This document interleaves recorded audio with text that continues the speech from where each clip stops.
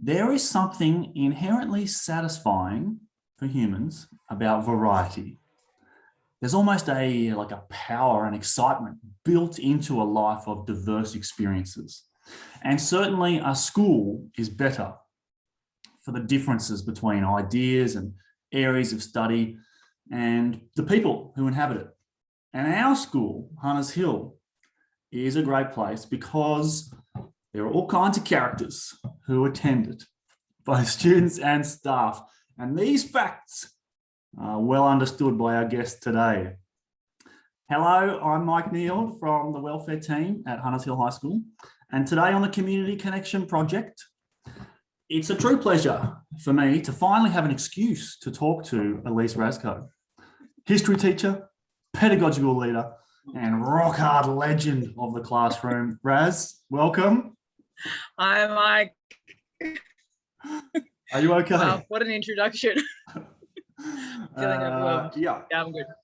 Look, it's just very exciting to talk to a person. And, it is nice to talk to a person. It's nice to see another person. Yeah, it's good, isn't it? It's good. So on that topic, have you been connecting with anyone, Eliss? Yeah, I mean, the usual.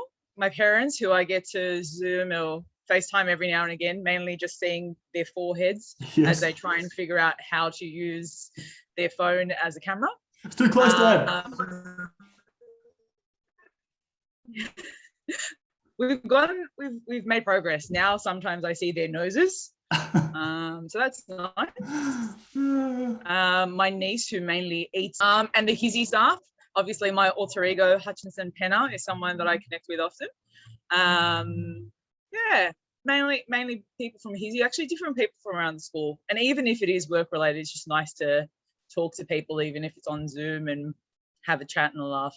Yeah, very nice. All right, well, here we go. This is a pointed question for you.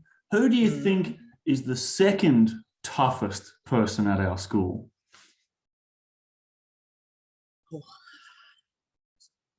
Clearly, I'm the first. Clearly.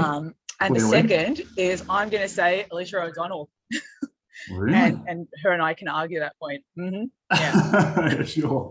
As only the two toughest units in the whole place. Yeah.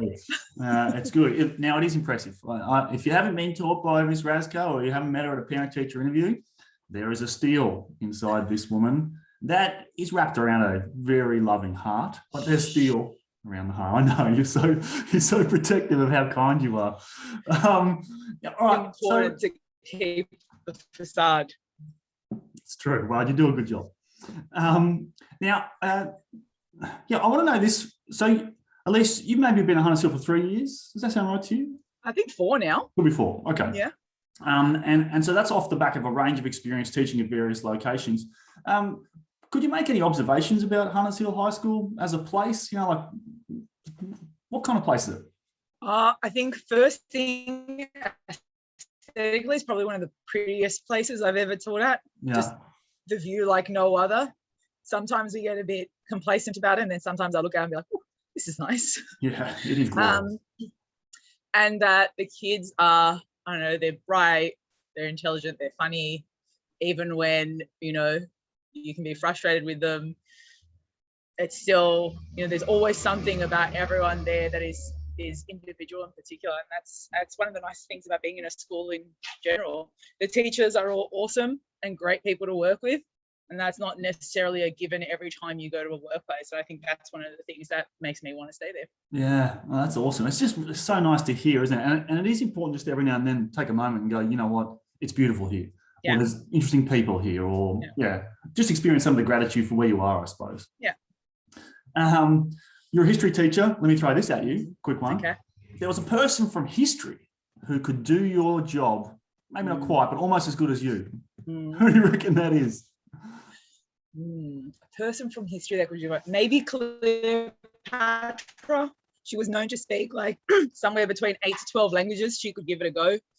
She was tough. She'd probably have my classroom control. I don't know how her IT skills would go, given that she hasn't been around for about 2,000 years, give or take.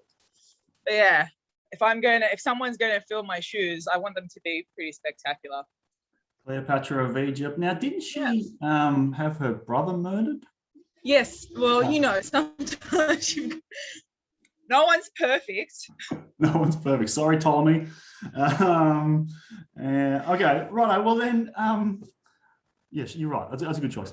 So finally, then, just to conclude here, do you have any kind of messages for the people, for your kids or families or other staff of Hunters Hill? I don't know. I guess just try and find something to do in your day that's enjoyable. Get out, see the sun. And I really can't wait to be able to see a school with people in it again. Yeah. Because I think, if anything, this taught me to really appreciate how nice it is to have people around. Yeah. There is a way to find these positives, isn't there? It's like the whole thing's kind of horrible. And then you're like, well, you know what? There are all these wonderful observations to be made and things to learn about yourself and about the world. Also, I think that a lot of us have found, I see in our students the positives they found in this, the ways that they've learned to do new things and, learn new skills. I think we're a lot more resilient than we think we are sometimes. All right. Well, that's great thoughts, and what a genuine treat. Eliss Razko, Queen of the not Nile, Queen of the Hudson River, and Pharaoh forever. Thank you very much for joining us on the Hunters Hill Community. Thank you for having me on your new talk show. Strange times, mate. These are strange times. All right. See you, Raz. Bye, Mike.